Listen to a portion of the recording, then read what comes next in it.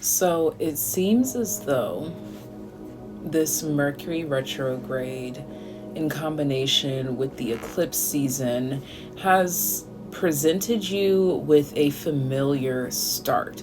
It seems as though you started something new, or you've initiated something, but you did this with an open mind and open heart, free from expectation. There seems to be like a caution, like a walking on eggshells going on here. This could be you testing the waters to see if you are ready for whatever this is. This could be a partnership, a relationship, a job. But it seems as though the tiptoeing and walking on eggshells and creeping has to do with reading the situation, reading the room, reading the person, reading the job description, and seeing how you fit in as an individual into the whole, which is you and someone or something else. This is definitely about the development between you and someone or something else, whether it be a person, place, thing, new job, new experience, or even if it's not brand spanking new, you're just getting back out there, if you will.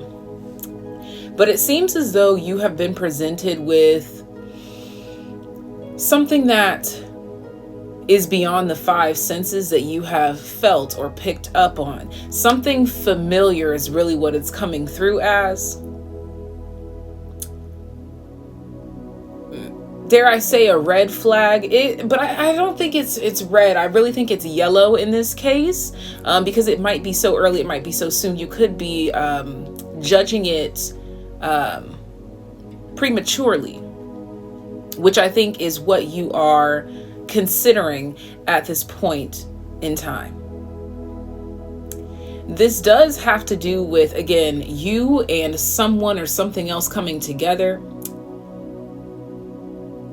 because I see you in the midst of it, and then there's like a standstill or a stagnation or a holding point after you peep that familiar yellowish flag. I don't even want to say like red and yellow and green flags. It's like just something caught your eye, caught your attention, like pay attention. That's what happened in a situation. You got some sort of nudge or notion that's like, hey, pay attention because this feels like that one time. Or, hey, pay attention because this potentially feels like it could go in this direction. Or, hey, pay attention because you may need to ask this question. That's what the Mercury retrograde is sprinkling in here. Mercury retrograde doesn't necessarily want you to fear it, but to heed its cautions, listen to it, pay attention to it, live and what's the word I'm looking for? Practice its principles, which is to slow down, 333 on the timer, relax, read the room, read the situation, read yourself.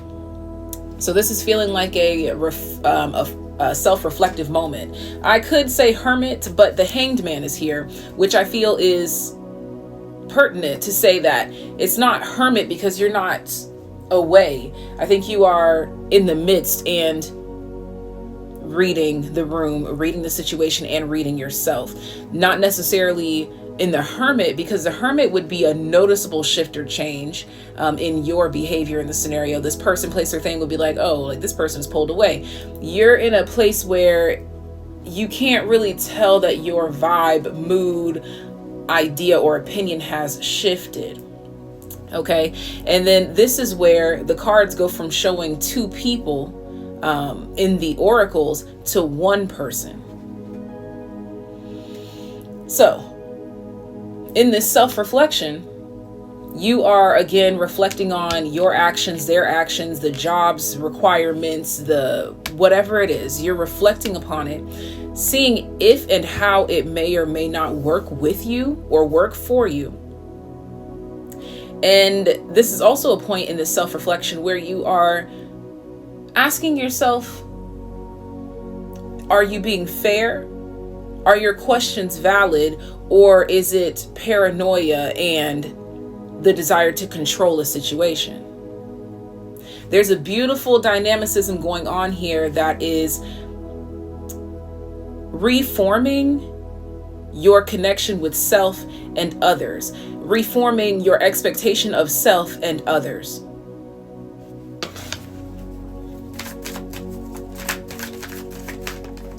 There you go, Aries. This is about self. Okay, and we are in that Aries North Node, Libra South Node vibe. Aries is about self, Libra is about others. So your relation to others, but not forgetting about self. Okay, and look at that. 10th house reputations at the bottom of the deck. Look at that. A chair. There's 2 chairs here, a table for 2. You and the partnership are considered and included here. Is it elevating you? So this could be a point in time where you are pausing and reflecting to see, is this something that is elevating me and the situation, or the other person? Like, are we both being elevated? Like I said in the beginning, that this is about you and someone or something else coming together. And this is a point in time where you're examining, is it elevating you? And just because you are uncomfortable doesn't mean that it's not elevating you. Because in some of your cases, it feels as though you're just trying to rush or, again, control the situation, which makes you feel angsty or antsy. But that's not the other person or the situation's fault. This is about self-control, self-reflection, self-talk, self-thought. Let's get one more in combo with the Aries energy, please. 10th house comes right back out. Bottom of the deck, Neptune, dreams. Yeah, so there's definitely evidence here that leads me to believe you are clearing away some sort of clouded judgment that is most likely probably boosting your self-esteem and your self-worth, because I think that these were situations, these partnerships with people, places, and things were taking a toll on you. Now you're the one who's at the toll booth, manning the station to determine if something is allowed to take a toll on you or not.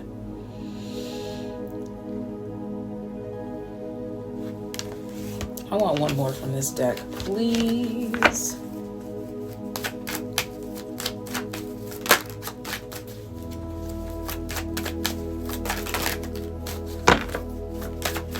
This definitely feels like a vibe where we're talking about tolls and roads and things. It really feels like a vibe where you're like, okay, if you're coming in with all of this, you got to pay this much. If you're coming in with this little, okay, you could go for free. You know, like there's just something about like this energy of charging people a fair price, a fair game. Okay, whether this be mentally, physically, emotionally, spiritually. For some of you, it is financially. Trine flow. You're just in a state of, is it good or not for me? Leo, the lover. And I did say that it was boosting your self-esteem, your self-worth. Okay, there it is. There it is. Let's get one closing card from the Moonology deck.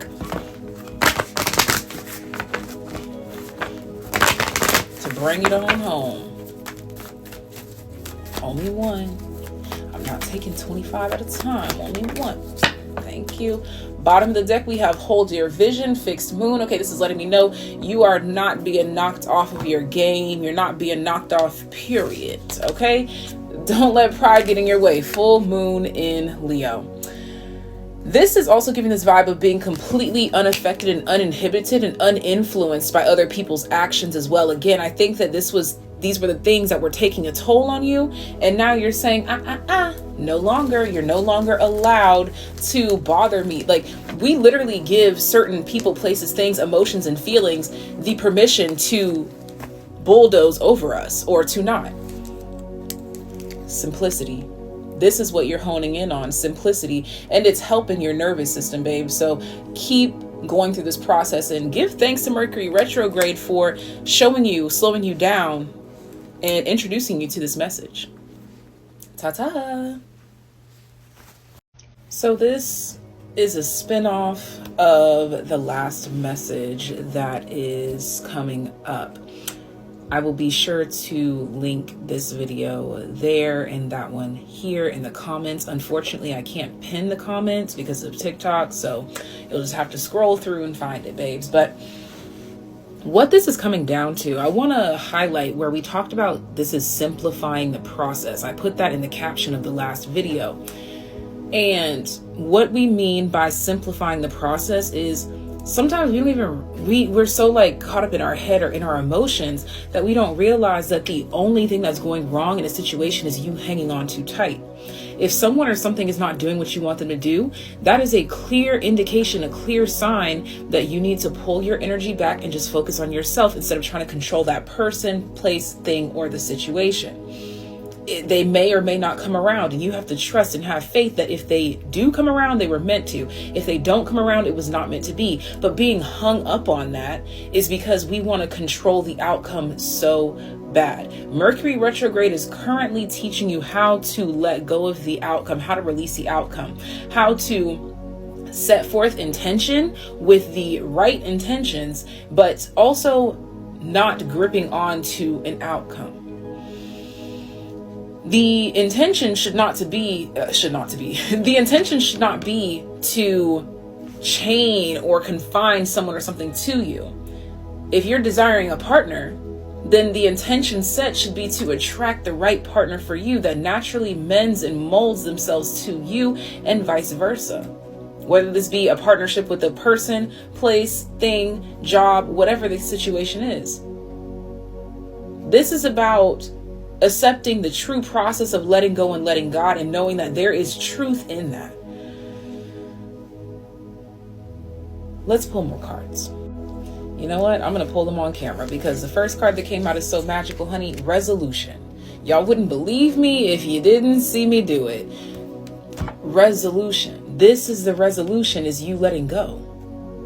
Letting go of the control, letting go of trying to make people love you, letting 222 on the timer, letting go, period.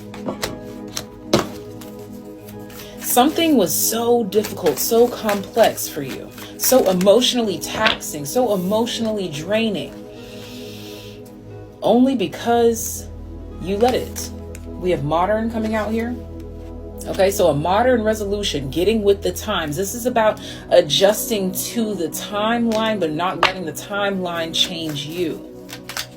I see you maintaining your composure, maintaining your vibe, okay? You don't want anything that's going to take you out of character. I think that's what was going on, is that situations like this would take you out of character.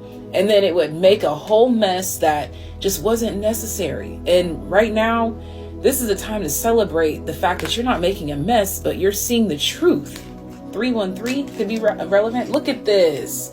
Kintsugi. As I talked about making a mess, this is literally about ceramics that break into tiny bits and pieces, but the artist puts it back together with gold. So accept your newfound value. Okay? Accept your newfound value, okay? Your newfound value is because you came to this space, these people, places, and things unprepared.